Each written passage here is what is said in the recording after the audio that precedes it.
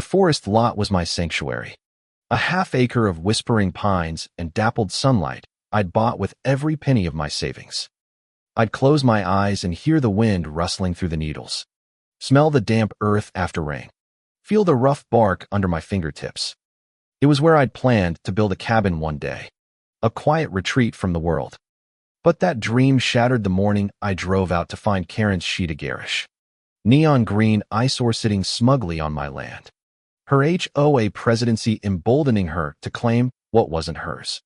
She stood there, arms crossed, her lips curled into a smirk that screamed she'd already won. I wanted to scream, to tear the shed down with my bare hands. But I knew this fight would take more than rage. It would take justice. I'd met Karen 3 years ago when I first moved to the outskirts of Maplewood. She was the kind of woman who wielded her HOA rulebook like a scepter, her voice sharp enough to cut glass.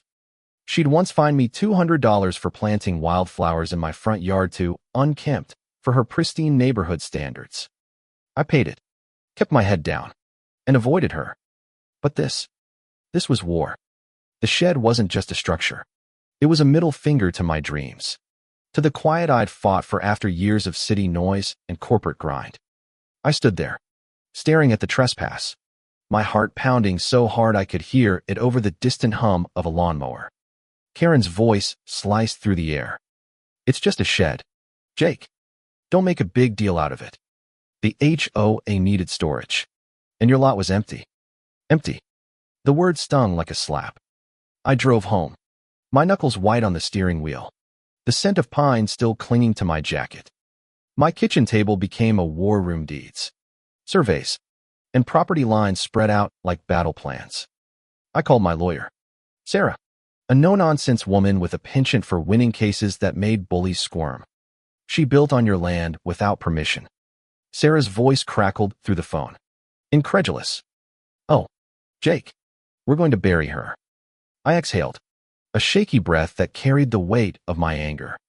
Sarah told me to gather evidence: photos, documents, anything that proved the lot was mine.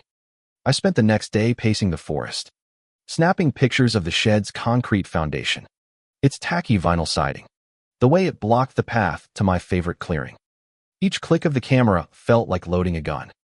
The first surprise came when I found a rusted metal box half buried near the shed, hidden under a pile of leaves. It wasn't mine, and it sure as hell wasn't Karen's.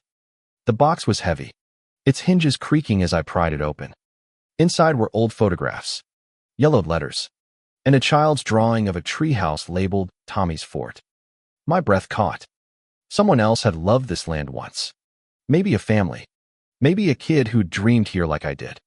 The discovery hit me like a punch to the chest. Karen wasn't just stealing from me. She was erasing a history I hadn't even known. I tucked the box under my arm, its weight grounding me as I walked back to my truck.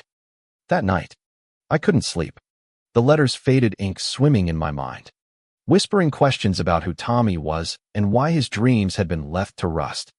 The next week, I confronted Karen at the HOA meeting. The room smelled of stale coffee and cheap perfume, the fluorescent lights buzzing overhead. She sat at the head of the table, her blonde bob perfect, her smile practiced. I stood, my voice steady despite the fire in my gut. "Karen, you built a shed on my property. I have the deed, the survey, everything. Take it down, or I'm suing." The room went silent, forks pausing mid-bite. Her smile didn't waver, but her eyes narrowed, glinting like a snake's. "Jake, you're overreacting. That lot's been used for years. The HOA voted, and we needed the space." Voted? I hadn't been notified. No one had. Whispers rippled through the room, and I caught the uneasy glance of Mr.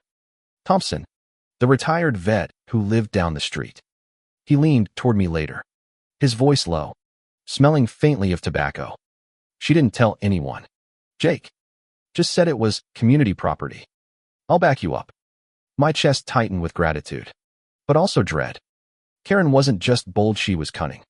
The lawsuit took shape over weeks that felt like years.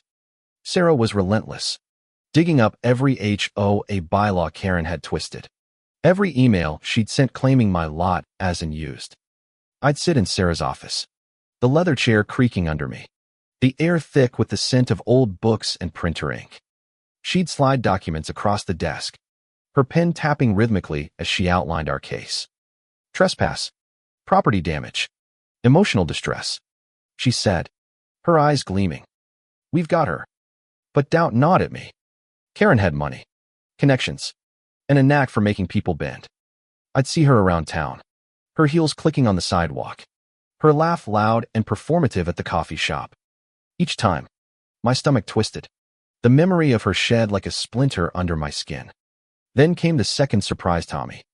I'd been researching the lot's history, trying to understand the metal box.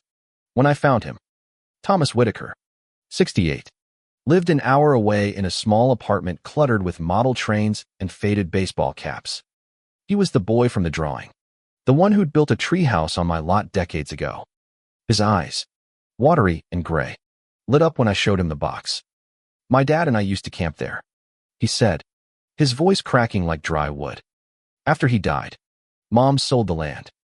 I never went back. He paused, his fingers tracing the drawing's crayon lines. That shed, it's on our old spot. I felt a lump in my throat, the kind that makes it hard to breathe. Tommy agreed to testify, to tell the court what that land meant. His story wasn't just evidence, it was a wound, raw and real, and it made my fight bigger than just me. The courtroom smelled of polished wood and nervous sweat. Karen sat across from me, her navy blazer crisp, her face a mask of calm. But I saw her fingers twitch, her nails digging into her palm when Sarah presented the survey, the deed, the photos.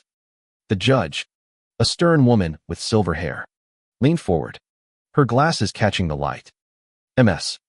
Reynolds, she said, her voice like gravel. Did you obtain permission to build on Mr. Carter's property?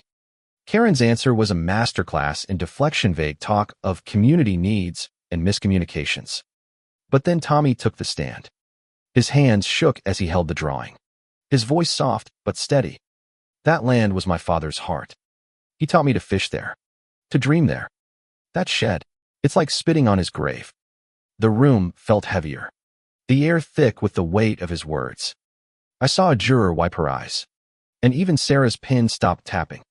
My turn came, and I poured everything into it: sleepless nights, the rage, the way the forest's quiet had been my only peace after my divorce. I told them about the box, about Tommy, about the dreams Karen had trampled.